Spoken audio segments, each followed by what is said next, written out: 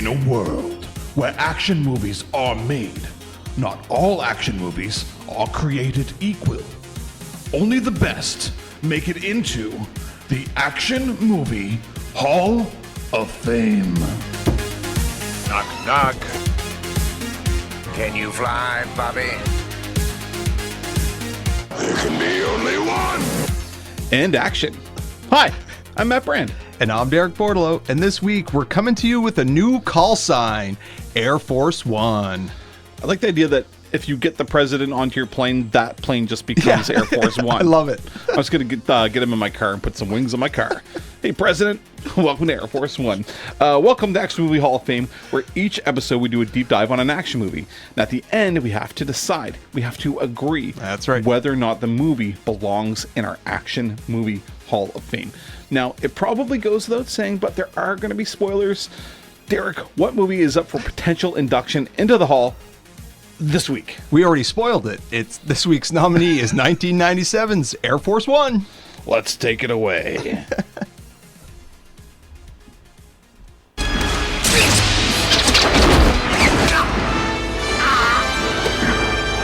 Get off my plane.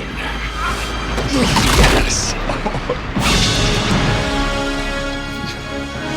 That sound you heard was Gary Oldman's spine and neck cracking in 1997's Air Force One. And directed by Wolfgang Peterson, who's known best for Das Boot. Incredible. Yeah.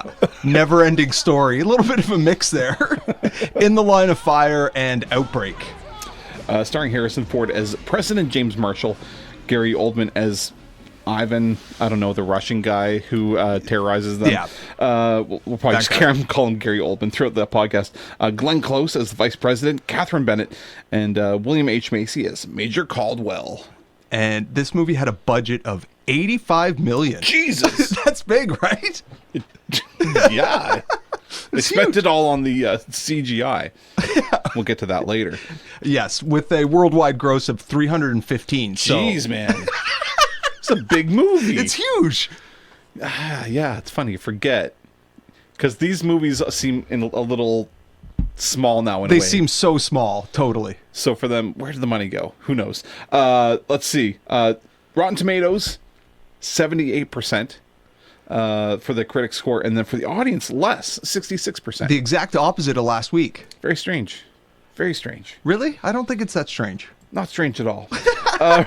Reminder, we are watching the movie as we talk about it. We're only human. We're just regular people. We get distracted like everybody else, and we will get distracted, but we'll try to tell you what we're watching as we talk about it. Also, a reminder, rate and review the podcast. Yes, please. We need your help. We're not wanting to do the work ourselves, so that's where your help comes in. Tell your friends, rate and review, and give us 5 stars, even if we don't deserve it.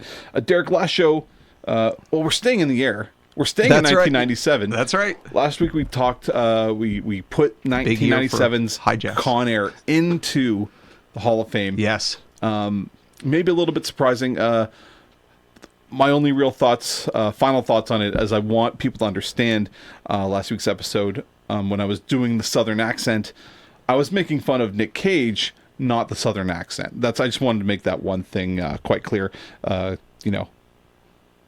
Best, power to all the people out there with their Southern accents. I appreciate all of you. Derek, any final thoughts on Con Air? I mean, you said a little bit surprisingly, I don't know, if you watch this movie, on paper, it shouldn't work, but the movie is just amazing. It's super entertaining and a lot of fun, and the accent immediately grows on you. It's so absurd. But you're just like you mentioned it last week. You love it. You end up loving how absurd it is, and so yeah, it deserves to be in the Action Movie Hall of Fame. It's easy to like, and and I think one thing you said really stuck with me was how John Malkovich, his lines are so cheesy, and if anyone else is saying them, they wouldn't work. Yeah. But because it's John Malkovich, just like. Yes. Yeah. Yes, because he's bringing so much gravitas to lines that don't deserve them. Exactly. And it's a weird mix of chemistry, and it's somehow you throw it together in the lab and it works. It somehow worked, yeah. Derek, Whoa. No, that's Glenn Close. Well, yep. Looking for Derek. Hello. Oh. We're back in 1997 again. It's beautiful. It's nice, yeah. What do you remember about the first time you saw this movie? Not much. I honestly, last week when we were trying to decide what movie we were going to do this week and we ended up picking this one, not thrilled. Same. I wasn't thrilled. Same. I remember this movie being good, and that's pretty much it. Of course, I remember Get Off My Plane. Second movie in a row that has the soundbite in our outro, by the way. Con Air, Sayonara. Yes. Oh, yeah. And so, yeah, I just remember that line because it's pretty iconic and nothing else. Like, I don't remember who died. I didn't remember who the spy or the traitor was. Right. Yeah. Like, I didn't remember how the Russians got on the plane. Forgot all of it. Yeah. So for my step back in time, I remember watching this at a friend's place. I remember enjoying it. But I didn't remember a whole lot about it other than, they're on the plane, it gets hijacked. Yeah, of course, the famous line, yeah, get off my plane. And, I mean, honestly, I thought the movie stopped there. Like, I really, thinking back about it, I'm like, he throws him off the plane, that's the end of the movie. Yeah. What I forgot was how bonkers it gets from that point on. Like, the last 30 minutes or so. Yeah, so I completely forgot about all the other stuff. We'll get into that.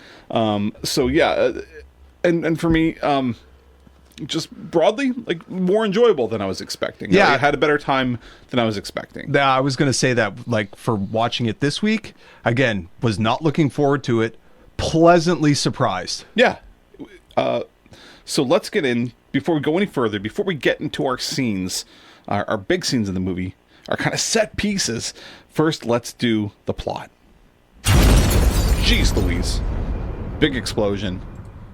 Derek, you have the job, you have the task of... It's Herculean. I mean, I'm telling you. And, everyone appreciates your Herculean effort. Derek, what do you got for us this week? What is the plot of this movie? Okay, here we go. Russian ultra-nationalist radicals hijack Air Force One and demand the U.S. to force Russia to release a Kazakhstani dictator in exchange for not killing the first family. A former Navy pilot and the current president of the United States, Harrison Ford, has to choose between saving his family or releasing the brutal dictator as he tries to take his plane back from the terrorists. Yeah, that's pretty good. It's pretty good right there. Pretty all-encompassing. That's not bad. And thank you. I guess the only thing I would add would be, I guess the stakes later just saving whoever's still left on that plane, right? Well, but okay. that's more of a tacked on thing that comes Yes. later. Yeah, those are the that's the plot. But what are the stakes in this movie, Derek? Here we go. We need to talk about the stakes. Oh yeah. I brought my barbecue sauce. I brought the steaks and Let's do it. Barbecue. Different steaks, but were they sizzling, Derek? What are the stakes in this movie? Were they sizzling? That's a good question. The stakes, obviously, well, it's a little bit funny because obviously the leadership of the United States is at stake. But that's a whole dynamic that we may or may not get into later. But also the people on board the plane. Yes. And there's what this movie I think does quite well is give some nice small moments between the people on the plane so that we actually do care about them. Sure. Yep. Enough. I'm like, that's where you're saying, are they sizzling? I don't know, but like, there's some nice moments between Harrison Ford and his daughter, him and his wife, I like how the president of the United States calls everybody by their first name. Right. Because to me, it just shows he's respectful. He learns, he doesn't have to. I don't know. So I think, the stakes are the life of the plane. And obviously, of course, they want to release Radek. Yes. Radek. General Radek or... It sounds like very... very relevant movie. Oh my God. We'll get into the villains later. Sure, for sure. But yeah, so, and it sounds like if they release him, he's a pretty terrible terrorist dictator. Not a good guy. Yeah. I mean, the other thing is just the way this movie starts, the way it sets up, it basically I mean, it's almost comical in the way it does it, but it's like, we do not negotiate with terrorists. And then they put him in a position where he has to personally, face to face, negotiate with terrorists, with his own wife and daughter being the leverage that the terrorists have. I mean, it's heavy-handed, but that is part of the stakes, right? Like, he has to make these tough decisions between what's best for the American people and what's best for him and his family. Now, whether or not you believe all this or that works for you, I mean, listen, it's Harrison Ford. He's president. He's probably going to save his family. Spoiler alert. You know what I mean? So in that way, are the stakes ratcheted up? Like, do you feel like like this is not going to be anything other than a positive outcome? Well, yeah, of course you're gonna get a positive outcome, but one of the things that I really liked about this movie was when Harrison Ford was captured. I mean, he was aggressive with him. And when he made him choose and put the gun to his daughter's head, did I think he was going to shoot his daughter in the head? No. But he is pretty brutal and ruthless. He's already killed a handful of people up to this point. So I thought there was enough tension. Okay. I thought there was good tension in those scenes. I thought it was pretty good too. Okay. Yeah. Okay.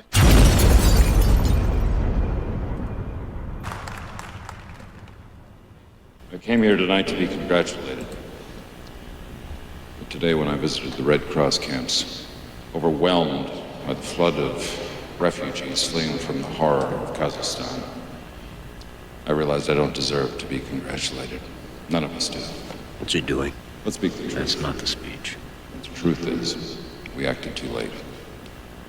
Only when our own national security was threatened did we act. Radek's regime murdered over 200,000 men, women, and children, and we watched it on TV. We let it happen. People were being slaughtered for over a year. We issued economic sanctions and hid behind a rhetoric of diplomacy. What? What year is this? What year did this come out? Is this? I thought you said this was 97. My lord. Do things come around every 25 years exactly? Yeah. It's almost chilling. Like, it's so, I know. Like, it's so strange. I mean, like when he mentioned economic sanctions, I was like, jeez. It's like, this sounds kind of familiar. Economic sanctions. Okay, this is exactly the same thing that's happening right now. Yeah, okay. I know that was a little long, but our first clip was very short, so I thought I'd let that run. Just, it's undeniable how topical this is. Yeah. So we're really just talking about our opening scene. We don't have to spend a lot of time on this, because basically what happens is we see these parachutes dropping out of the sky at the beginning. Yeah. They go to the presidential palace in Kazakhstan. There are people with parachutes just sniping guards as they're coming down in parachutes. Seems impossible. Like, that's not possible, right? Night vision goggles, though. Night vision goggles, very cool. Yeah. So it's these American/Russian team are breaking in. They kidnap Radek. Yeah. That's way easier. And they take him away. They fly him away. There's a bit of a shootout. There's a nice explosion. Yeah, there is a good explosion. And then that's our kind of opening scene. It kind of sets the stage for who Gary Oldman will want to be released later. And then this kind of this speech we just heard is kind of the culmination of all that.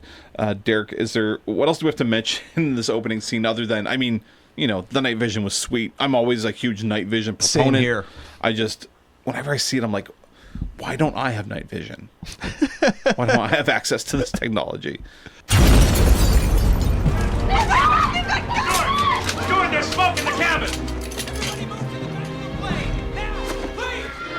Lots of clamoring going on right now. Gary Oldman just screaming. Just has an aneurysm. Major vocal cord damage from Gary Oldman. The Russians have taken over the plane, Derek. Yeah. What is the body count in this opening scene here? Pretty high, I feel like. Like, it seems like they kill a lot of people and then they just stop killing them because they know they need hostages. So they kill a few, but I'm still thinking like a dozen. A lot of people going down. Yeah. Are we concerned at all about the shooting? Did they describe? I don't remember them mentioning whether or not you could shoot inside, but I remember there was the bit about basically shooting like a missile at the. Yeah, she said that's something that I wanted to bring up later, but yeah, she mentioned that the plane is bulletproof. Okay. Okay. Did you recognize the traitor, Secret Service agent? I knew I did, but I didn't put my finger on it No, until it's you not. asked me. It's not Marty McSorley. No. It's I forget his name, but he's the stepdad in Terminator Todd. 2. Todd. Todd. Is that Wolfie? Xander Berkeley. Where is it? 1 sec. There you go. Love your work, man. Things are going nuts. They're calling for code red. What do you make of this initial scene? Just when they're just plowing through, just when the terrorists are taking over and shooting everyone. Like I actually kind of find it kind of chill. It's pretty violent. Yeah, I liked it. I thought it was pretty good. One thing I really like about this movie is I know where everything is on that plane. Right on. The way the camera worked, it showed us, it walked us through the whole plane. So every time when I watched this the second time, I just I know exactly where they're the going. layout, I know why they're doing that. Simple, if I may. It's your basic cat and mouse. Is Yes. it not? Is it not? Very, very much. Die Hard on a Die Hard on a plane. Die Hard on Air Force One. It is. It's Die Hard on Oh, Air Force totally. One. But I actually really liked that scene. Like I thought it was well done. I thought it was intense, but there was some funny part when Todd first shoots the Secret Service agents, like when he first surprise and kills them. The music, it was, oh my god.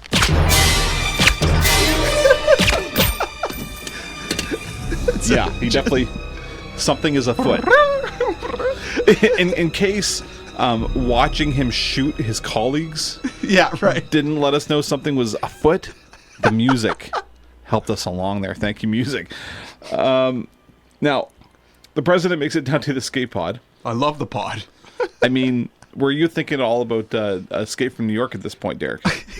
Immediately. That was my first thought. Interesting. I did a tiny bit of research. Air Force One, the real Air Force One, no escape pod. Oh, really? As much as our action movies like to imagine that there's one, there is not an escape pod on Air Force One. Or is that just what they tell us? Good point. That I'm a little bit sad that there is. I'm gonna keep thinking there is. I like the idea that there's a little escape pod on there. So he gets in there. We think he gets in there at the time. One of the Russians starts shooting at the door of the steel escape pod, 2 feet away. He would be dead. I would think, yeah. Those bullets would absolutely ricochet, or at least go into his legs. Yeah, or he was something. pointing down, so I would think definitely foot or leg injury there. I love at the end of this when Gary Oldman. Oh well, the whole thing is insane. But when he starts killing the pilots, but before he does, what does he say? He get the Falcon in the air. It's just he's rude. He's absolutely rude. So back to the escape pod for just 1 sec. Should he have left? I mean, we know after the fact that he stayed behind. Yeah. Should he have left? I don't think I would have been able to leave if it was my family. And I agree with you. And of course, Harrison Ford clearly couldn't do that either. No. James Marshall. But should he have? No. I mean, I think it's... As president? You pick a vice president for a reason. Who was not willing to sign that paper to take over. But that's besides that's the a point. whole nother thing, because they should have taken over. He was being held hostage. He could not execute his duties. It's crazy that they didn't sign it. I like when Glenn Close just decided not to sign the papers. She just said no. And there was no explanation for her thoughts. Yeah. She just thought about it. You could see the wheels turning. They're just no. Yeah. Nah. And Just going to not do that. But it was funny because they kind of made part of it when the Secretary of Defense, when the Quantum Leap guy, when he was, they made it seem like it was nefarious, and you're like, no, he cannot be president right now. He is being held hostage. Like, he can't. He can't be. He can't be. It was ridiculous. And now, this movie almost ends early. This movie's almost over because they almost land the plane. And then there's like struggle at the end of the scene where it's just like, Rammstein. yeah, and it's just basically like, if they land this thing, then It's over. the terrorists have been foiled, and that's it. Yeah. What do you make of what happens with the plane coming down, almost landing, taking off again? Like, There is in no universe where that plane takes off again. thank you, yeah. I mean, I was going to say, is there any... Actually, this is my question. I was just about to ask you. Is there any chance it could take off again after it veers off the runway? like it almost tipped over. Like, there is no way. It's just... You can't just... And it's just like... They're like, pulling back on the throttle, like lifting up. They're just barely like scraping over. Like, no. The thing that bugs me about stuff like that is they didn't have to do that. No. Just make it almost land. Like, the wheels touch the back and then they take off again. And that's at least plausible. I mean, But this- that was probably $20 million they spent on those computer graphics at that time. Not worth it. No, because they don't look good. They don't look great. Well, that's the other thing. Like, and I mean, Should we get into it? the graphics. The CGI, yeah. Do it. Yes. Let's do it. What did you think about, like, the plane, like the fighter jets? Not great. Okay. I mean, a lot of it looks really bad. I I think don't- especially, even the end where Air Force One eventually crashes into That the ocean. is some of the worst CGI I think I've ever seen. Like, That was we're talking, so bad. We're talking Escape from New York level bad CGI. Like, think about that for a second. Yeah. Think about that. Yeah. That glider. Well, the glider was it's It's not quite that bad. not but as bad as the glider. Considering the money, and the year, the technology. not great. No, that was really bad. Enough to like, I gotta say, like, every time like I kept seeing it, I was thinking about it for sure. Even when people are parachuting out at the end, it's just like, well, they didn't spend much money on that because it just looked like an awful green screen. There's just like the future postmaster generals floating around. Gary Oldman with his broken neck, which is just laugh out loud funny. That is- I forgot about that. I completely forgot about that. One of my favorite things in this movie. Like his tongue might have all been like dangling out. Oh my God. There's a picture of that on our Twitter. What is it? Action Movie HOF at Twitter. You can see that picture of Gary Oldman with his broken neck as he floats back down That's so good. to Earth. But yeah, I didn't mind the fighter jet stuff. I found that it was smart for them to do it at night, so you mostly only saw the lights. Yeah. That was smart. The explosion when the refueling jet, like while Harrison Ford was hanging out of the back there, That actually looked pretty I good. thought that looked really good considering. And I have to admit, like, there is the plane at the end was just unbelievable. That was like somebody did it for a high school project. Like, Totally. That was so bad. But the other stuff in the sky didn't bother me that much. Like, I think the stuff that, you like- notice it. You notice it. I would say the dogfight stuff later is yes. a lot better. Yeah.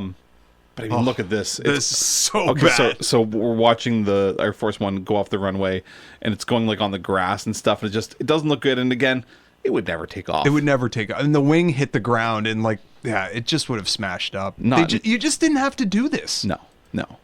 It's just, Wait, I love when it hits the trees here. The leaves are so bad.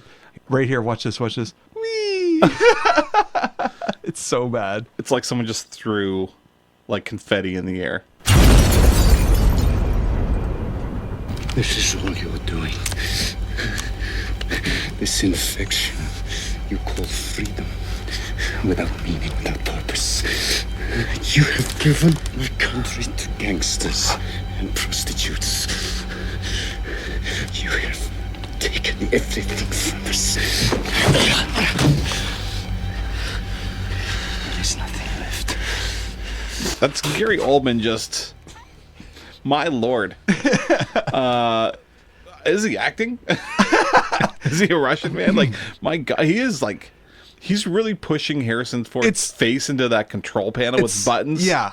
I guarantee Harrison Ford did not like that scene one bit. Not at all. He looked like he was cheese grating him there. Like, that would have hurt. He's also like pushing the gun like aggressively like into his like neck and into his like temple and he like, spits in his face. Holy crow. Okay. So and all of it is great. It all works for me. This is a tense scene. Well, the other nice thing is there has been this, again, cat and mouse, and the cat and mouse are finally face to face. You know what I mean? Like, yeah. There's been like this tension building, and now it's going to resolve somehow. How it almost resolves is Radek shooting, or not Radek, Gary Oldman shooting the president's family. He ends up giving in, as you mentioned. This is probably why the president should have been taken out. He shouldn't have had the power to do this, but he did have the power, so he gets Radek released, and then it goes kind of nuts from here. So President James Marshall's just fed up with all this. That happens a couple times in this movie. He's had enough, and he's got this. He picked up a little piece of glass from a broken eyeglasses, and he's cutting the duct tape off his wrists. Cuts himself loose. He shoots a pilot in the face. It goes nuts. The chief of staff throws himself in front of. That's right. Was it his daughter? No, it was him. Oh, it was him. It was him. And completely, he saw his whole narrative arc complete because he was afraid of being picked to be shot earlier in the movie. Right. Yeah. Kind of a jerk. The president shoots Gary Oldman, who's got his wife and is holding on to her. They both fall down the stairs, which is like awesome. Yeah, that was a good fall. It was a great fall. Great fall. I mean, it's like, but it was. It just the camera just stood there. You watched them fall. It wasn't like from the top, from the side, from the bottom. Yeah. It was just you watched two people fall downstairs. Now, it's good. Now this all builds up to the fight on the parachute deck. Pretty good. Pretty good fight. When Grace, the first lady, knocks the gun away, Harrison Ford just pounces like a cheetah on a rabbit, like instantly. It was. Do we have time maybe now just to talk a little bit about like Harrison Ford's body movement? Like the way he like lumbers. It's very like. He's not smooth. I don't know what it is. Like, I can't. It's like he's always kind of like walking hunched over. Like his legs are like spread apart. It's almost like a primitive kind of movement. Yeah. He's got his arms kind of out wide. Yeah. Even like when he's like, even towards the end, when he is on that, he's in that harness. Yeah. And he's like flailing around. Like most people would just be like holding on like tightly. But he's just like flailing around the whole time, kind of like one of those like used car, those inflatable things that like flop around all over the place. An inflatable flailing arm tube man? I think so. It sounds like you know exactly what it's called, Derek.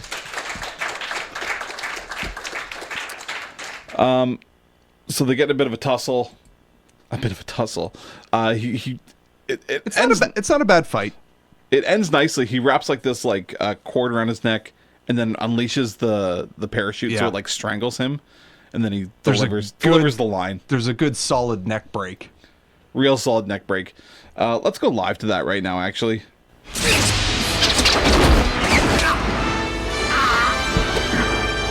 Get off my plane. Oh yeah, crash. Now let's watch him float down.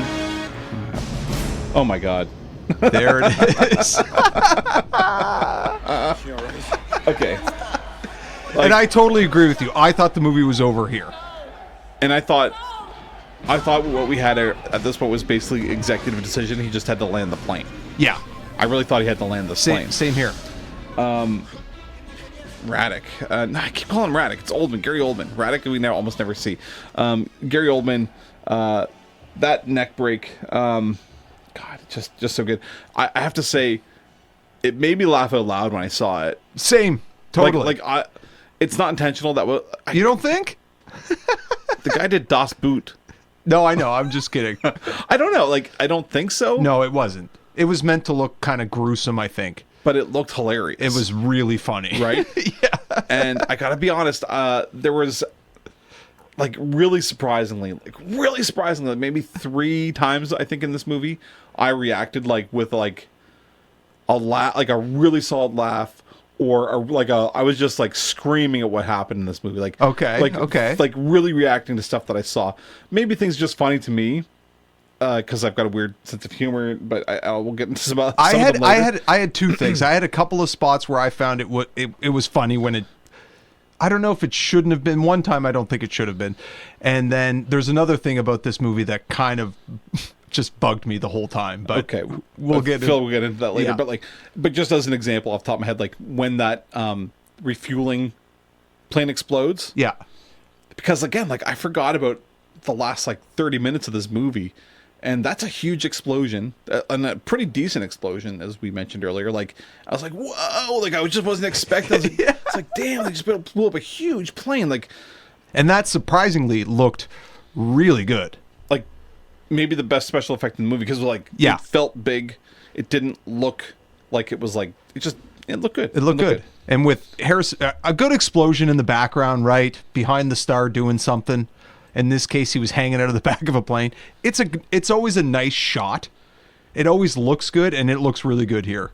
And so, with my confusion about whether or not the movie was over at this point, could it have been over here? It could have been.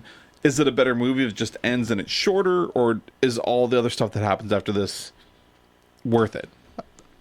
That's a good question, because I think it would have been a pretty good movie up to this point. And I still think with the stuff after either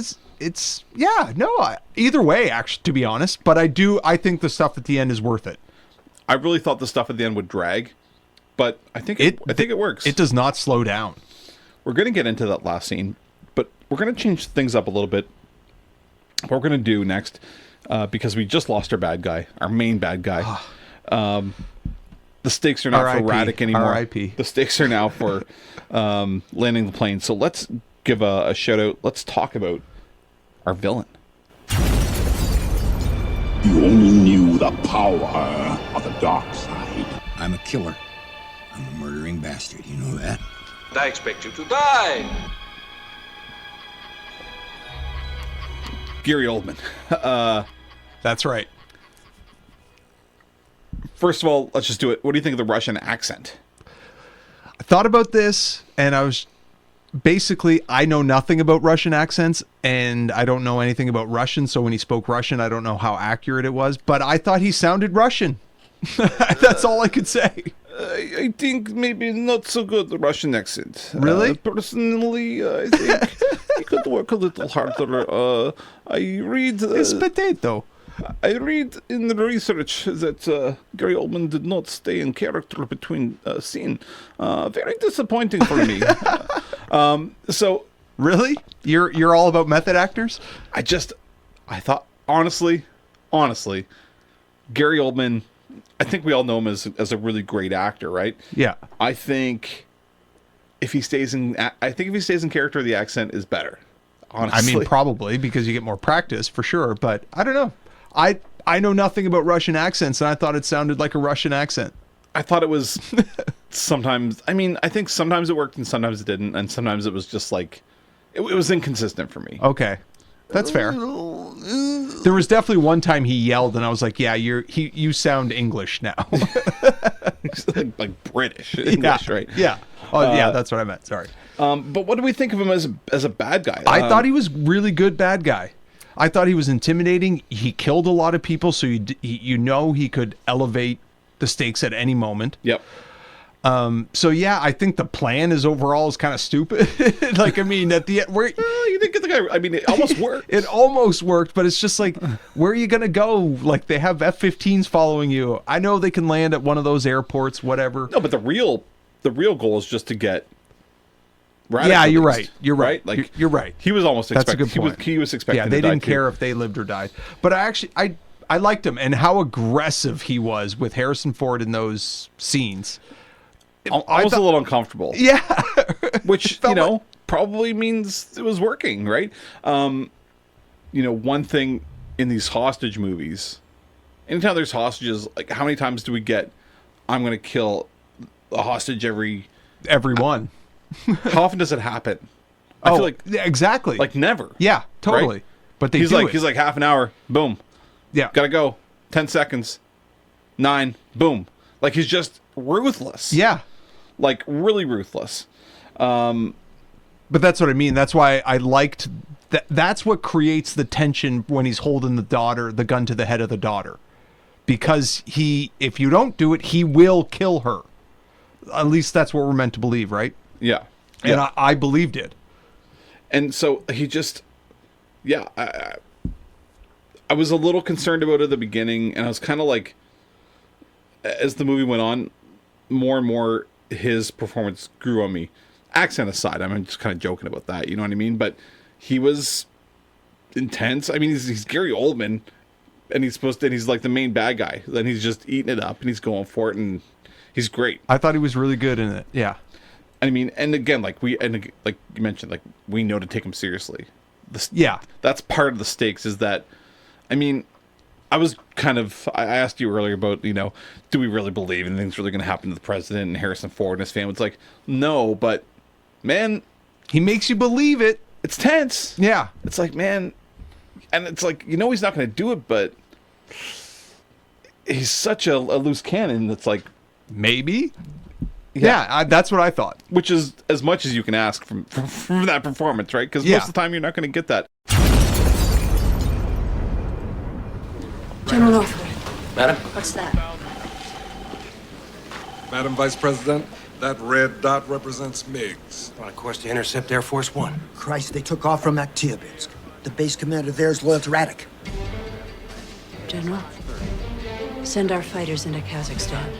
Order them to use any and all means to protect the president. When you're on final approach, I want you to keep the throttles mid-range. Yeah. So the president's trying to land the plane.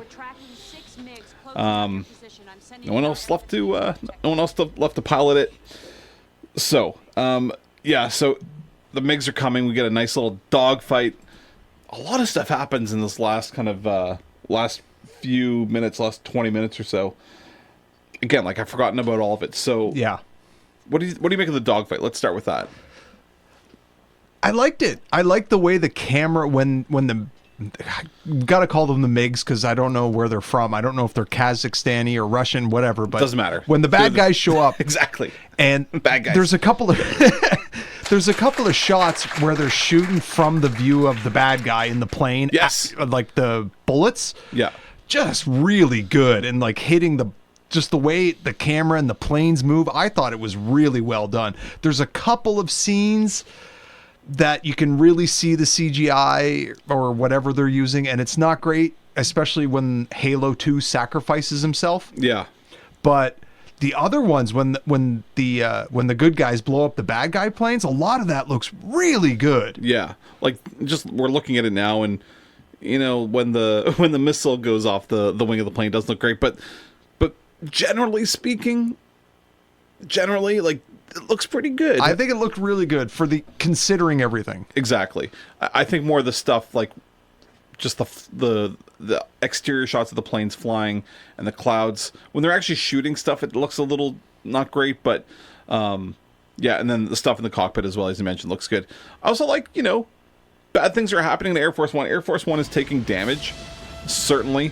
It's not just the good guys come in and take them out, and it's all wraps up nicely.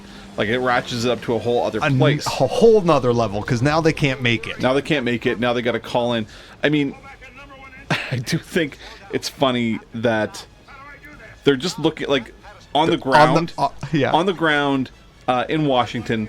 They're looking at this board. Yes. And there's all these planes flying around on this board. Go on. And they're like, oh, what's this plane? Oh, it's just a plane that happens to be flying like right next to Air Force One. They're like, has all the equipment. They're like, I got an idea. It's crazy. What a coincidence. The only thing that's not crazy about it is it's the perfect thing that they need to make this work. It's like the only thing left that could possibly work. Yeah. Just happens to be feet away from Air Force One, basically. Well, 20 minutes away, but on their world map. Right. Pretty close. Yeah. So, I mean, that's a little whatever. But as far as far as the actual like transport of people, it kind of looked funny because you could tell that. So when they send the first guy, I mean, they connect the cord between the two planes, which to me seems insane because I feel like one tugged the wrong way. Totally. And that gets ripped off. There has to be a very perfect circumstances for this to be possible. But yeah. So I guess we're just going to agree like this is just not actually possible. I mean, you got to figure it's worth a shot considering if you're going to save them. Yeah. It's worth a shot. But I feel like it's not possible. I get it. I think it doesn't really take the steam, like the doesn't really take away from it, but I am kind of thinking like, okay, I know they're doing this. I know this is the plan. I see it happening, but it kind of still doesn't feel real.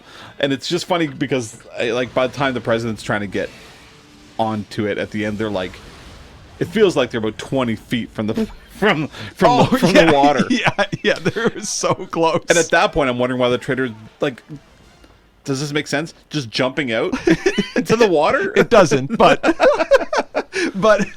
it's just jumped 20 feet down. It's just as plausible. What's a big deal? Anyway, yeah. What else do you think about this scene? Like, what do you think about poor William H. Macy? Gotta say. I mean, he wasn't very good in this. It was, but okay, but he's like the friendliest. He's so nice. The friendliest U.S. general of all time. Yeah. Here's your shoot. Pull it this way. Yeah. If not, this red one, that's the lollipop. That's the lollipop. You pull that down. I'll never forget that now for as long as I live. He was so nice. So calm. Just doing the right thing. Yeah. But yeah, that like, why? Here's a question though. Mm-hmm. Why did he turn bad there? Like he wanted to live. There's only time for one more person to go. Yeah, I guess. But like he was being sinister after everything went down, and you're just like, dude, you got away with it. If he got paid up front, yeah. I mean, this is the dream for him. Well, and why not? I mean, I couldn't really tell what was happening with him anymore. That's one thing. Like, is he just decided to go back to the good guys because all the bad guys are dead? Basically, yeah. Yeah. You know what I mean? But then at the end, yeah, he still... It was confusing. Yeah. I found his whole... I didn't understand his drive. It was never explained. We just knew that he was a traitor. A traitor, yeah. I loved the way the guy said the call sign where they switched over. He was so happy. We're no longer 2-4. We're Air Force One!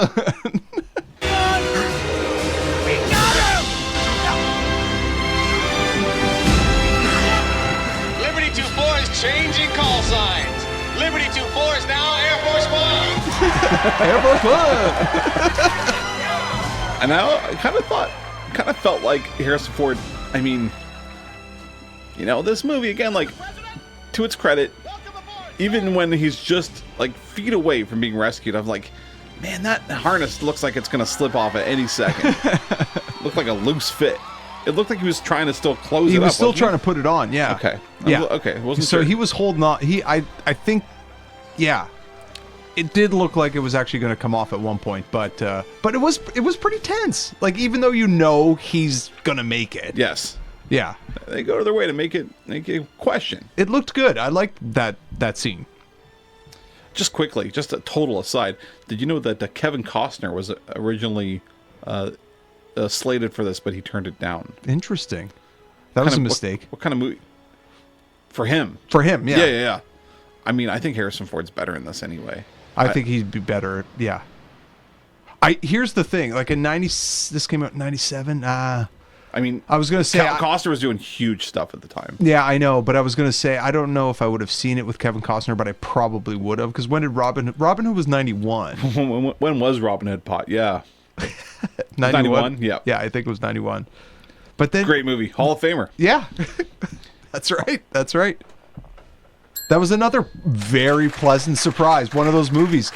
That's what I love doing this podcast. Movies that I know I would never have I would have never sat down and watched Robin Hood Pod again.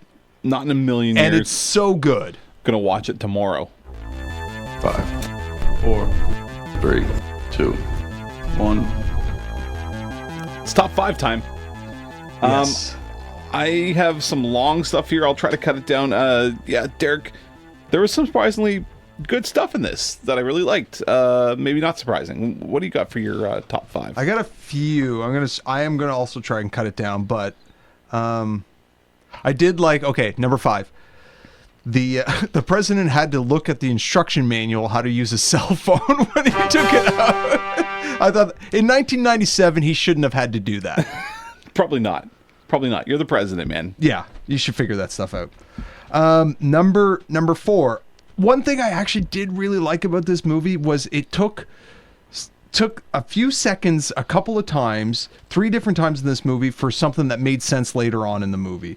One, he spoke Russian at his speech. Yeah. And then that came into play later on, where the woman talked about the plane being bulletproof. Where you didn't, in most movies on a plane, you shoot guns. You're like, well, you can't do that. Right. Just that one little thing lets you know you can do that on this plane. And then because they made a point to show you the nuclear football. Yes.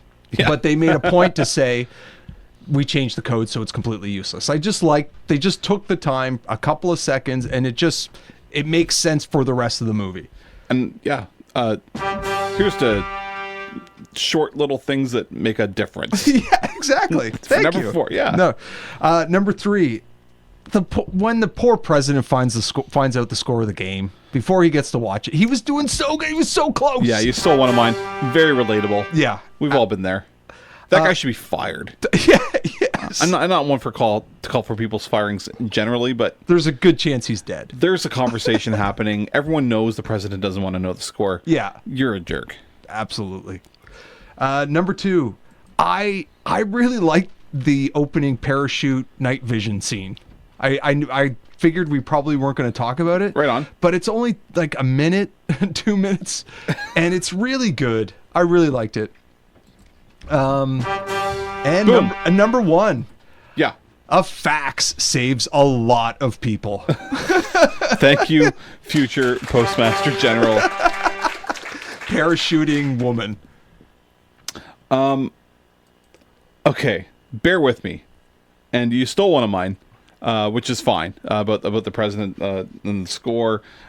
This one's kind of long, so I'm just going to make this like 2 to stretch it out. But so I love how the president's... I'm just going to give myself a little fanfare now. I love how the president's plans to deal with what's happening come from real-life experience he's witnessing right in front of his face.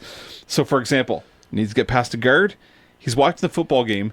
He sees them like play action pass, like fake. So he's like, got to create a diversion. Yeah. So he creates a diversion because he saw in the football game, like, that's a great idea. Those football players are really onto something. Yeah, they got a good strategy. Next, he's like, I gotta. He knows he has to get the plane back on the ground. He's like, I gotta get the gas out. I gotta get the fuel out of the plane. And he's like, how can I do that? And he looks in the milk carton has been shot and it's leaking. Yes, okay. It's leaking milk. Yes. It's like, oh yeah, that's a great idea. And then what else happens? He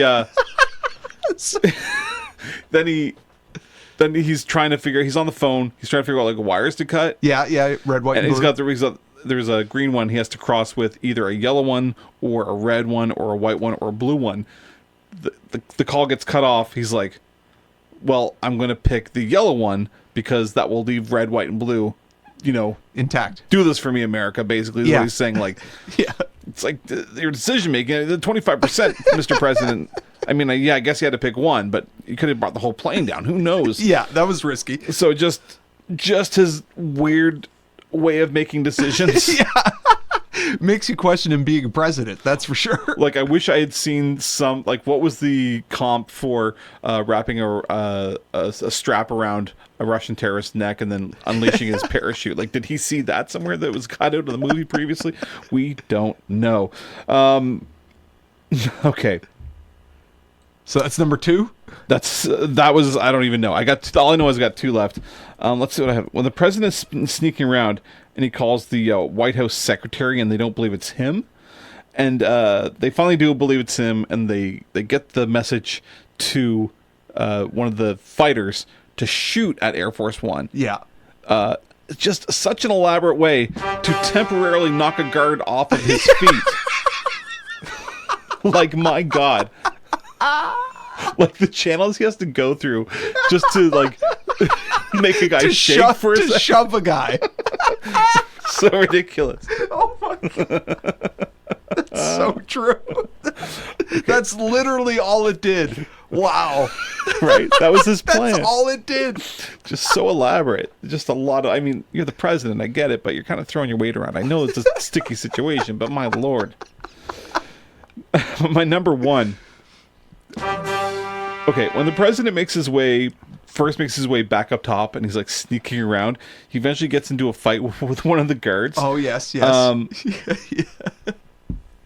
That guard, and there's no easy way to say this, he suplexes the president of the United States. That was awesome. Suplexed him. And that was our top 5. 5, 4, 3, 2, 1. That was great. All right, just a couple short things. Really, I think housekeeping at this point, but we should mention. Forgive me. I have failed you all. No, Boromir. You full brave me. Our Boromir Award, a couple nominees maybe. Chief of Staff, did he end up living? He shouldn't have, but he got shot point blank in the chest. Yeah, he's like a 60-year-old man. He made it to the other plane, though. That's all we know. It seems we have to assume he's alive.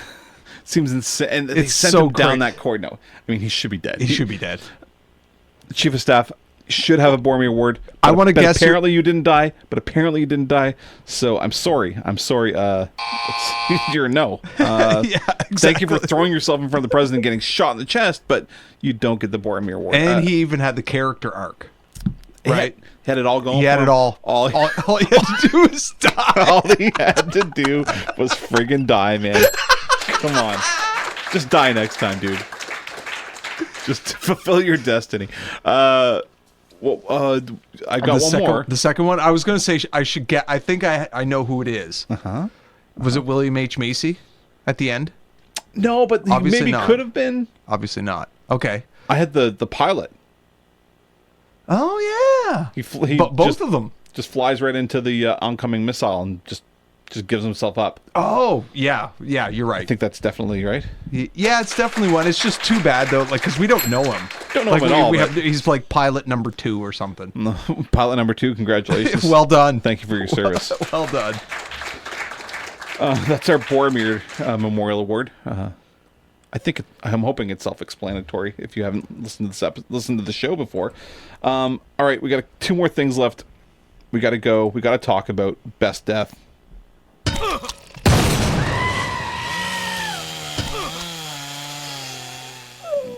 Nasty. Did you have a favorite death in this movie, Derek? All of them are kind of similar except for one. Mm-hmm. So it's Gary Oldman. Okay. Because all the other there's one neck break. Yeah. But then a lot of people just get shot. Yeah. From like a decent distance, so there's no. They're pretty bloody, but yeah, I'm going with Gary Oldman's neck break. The sound that makes. It's a great sound. It's really good. Really satisfying. Yes. And of course, his broken neck corpse in a parachute just floating back down to Earth. Just puts a smile on your face. I'm gonna zig. You zagged. I'm gonna zig just slightly. I'm gonna say the execution of Melanie Mitchell, actually quite tense when he's got her over the speaker. Yeah, the president can hear. He's clearly conflicted, and that was a good scene. It was good bad guy, very tense. You know it's serious. You know she's very good chance she's gonna get shot, and then she does. Yeah, it's unforgiving. Right in front of the first daughter and lady. Yeah, it was good. A word I used earlier, ruthless. Yeah, absolutely. Ruthless. So that's a good choice. For me, that whole scene works. It's wrong, but okay. It is wrong. I did make the wrong choice. Some decent explosions in this movie. Some good ones. A favorite? Yeah, I have one. Okay. Do you? Yeah, I do. Okay. All right. For me, the dogfight at the end. Mm-hmm. There's a few bad guys left, but one of the good guys pulls up behind one of them, and shoots it and has to like slow down because the explosion and part of it flies at his plane. He has to kind of slow down. You see the afterburners like right in the screen and he takes off. It looks really good. I was torn between that one and the fueling jet. Yeah. But I'm going with that one just because it was actually really exciting. Okay, well, thank God, because I was going to go with the refueling jet as my favorite. Simply because, like, again, I'd forgotten about all this other stuff, and to me that was like a huge explosion and looked really good, where some things in this movie obviously didn't look good. Yeah. Well, and it's funny too, because I was mentioning earlier how things made me react. Gary Oldman's neck break made me howl. That explosion made me I was like, whoa! I was not expecting it. And the other thing I mentioned that made me react, it was the suplex. Oh, okay. I was like, oh my God, he just suplexed the president. My other thing, just so we can put a bow on that. Let's do it. Was the music.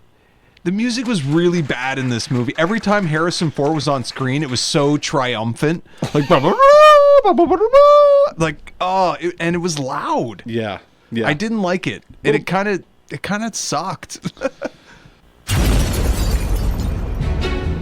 that all you got, huh? Is that all you got? Is that all you got? Is that all you got? Is that all you got? Is that all you got? Is that all you got? Is that all you got? Is that all you got?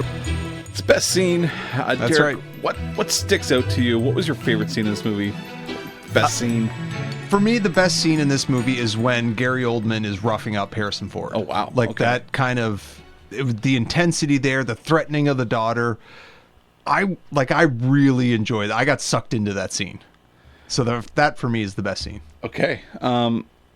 This one we kind of skipped over. We didn't really get into it. Eventually, part of the plan is to supply people with parachutes. The lollipops. The lollipop.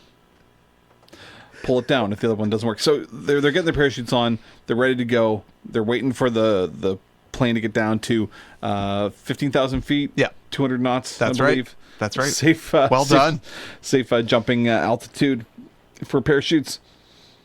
They get alerted. Gary Oldman is in the cockpit. He sees this is happening. Sends some of his goons down. Sends his pilot, which seemed like a bad idea. But Yeah. regardless, sends his goons down. One of them is trying to get into the room where everyone is jumping out. So he has to use some sort of thing to explode the door open. Yeah. My God. People just started tumbling, barreling out of the back of the plane. Just Chaos. Because at that point, you're like, okay, most of these people are just going to get saved, and then it's going to be the president and his family and whoever's left to deal with all this. But it's like, no, you're not safe yet, because it seemed like at least 5, 6, 7 people just fell out of the back of the plane. Sucked out of the back. A lot of collateral damage in this movie, but I don't know what. Another one. There's the number of times I was shocked by something that happened in this movie. Yeah, that shocked me too. I wasn't expecting that. You know, and so nice little touch, and just to zag again. That was my favorite scene. And the future Postmaster General was so happy. So it was so funny. I would not be necessarily be like, great, we're jumping out of the back of this plane, no questions asked. I don't think so. That's scary, terrifying. However, if you're going to do it, do you maybe not pull a chute immediately? Enjoy it a little bit? No, you do some Tom Cruise stuff? You know what I'm saying? A little Tom Cruise stuff? You're still in Kazakhstan, though. It's it's not safe. I guess you want to pull the chute, too, because you want to land with everybody else, right? Yeah. Yeah, that's true. You don't want to be separated from everyone else. It's somewhere over Eastern Europe. Take your chances. Okay, Derek, it's time. This is serious. This is it. It's our verdict. I'm of two different minds here, Derek. I'm very interested to see what you have to say. Same here. About this movie. Same here. I think we need to talk about it. Okay, we gotta talk it out. I really enjoyed this movie. We talked about it a little bit before. So much better than I thought it was going to be. Yes. I honestly...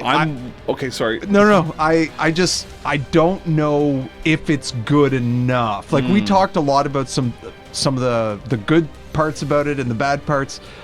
The bad parts aren't good. Pretty bad. They're pretty bad. But I had just a really good time. about halfway through this movie, I was like, this is just the Patriot games, but in air.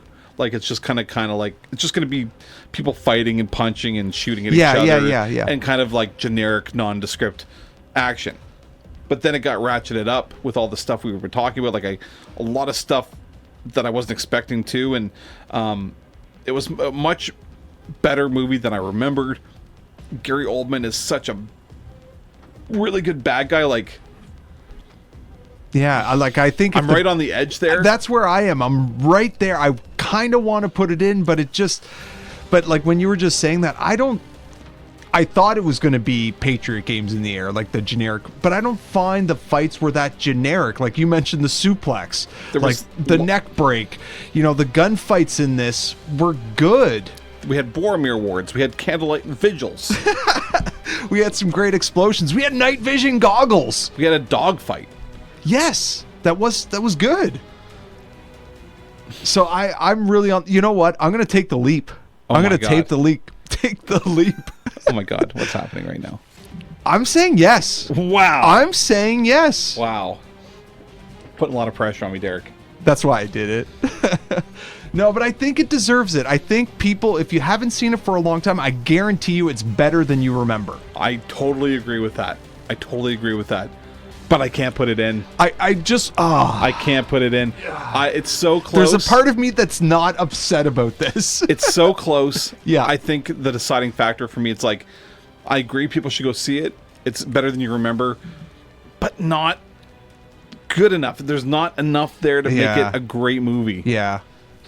I don't entirely disagree with you. Like this was hard. It's on the outside looking in. It's very close. Yeah. But I can't put it in the Hall of Fame. I can't do it. I appreciate that. Thank you. Kick, save, and a beaut. I just wanted to be the first one. I felt. Fair enough. I don't think it deserved it. No. But I also didn't. I don't Very think dangerous game you were playing. I don't. I don't think it deserved a double no either. Okay, everyone, that is a wrap on this week's episode of the Action Movie Hall of Fame. Visit us on Twitter at ActionMovieHOF or ActionMovieHallOfFame.com. And don't forget to rate, review, like, subscribe. That's how all these things work. So the more numbers, the better. Tell your friends. We really appreciate it. And we look forward to seeing you every week. And we'll make sure the start of your week is always action-packed with a new episode out every Monday. So, Derek, what should people watch for next week? Okay, so 2 weeks from now, we're going to go see the new Robert Eggers movie, Northman. Yes. So to kind of get in the mood of that and keeping with our 5-year anniversary theme, next week we are watching 1982's Conan the Barbarian. Okay, great. Not looking forward to it. Until next time, keep fit and have fun.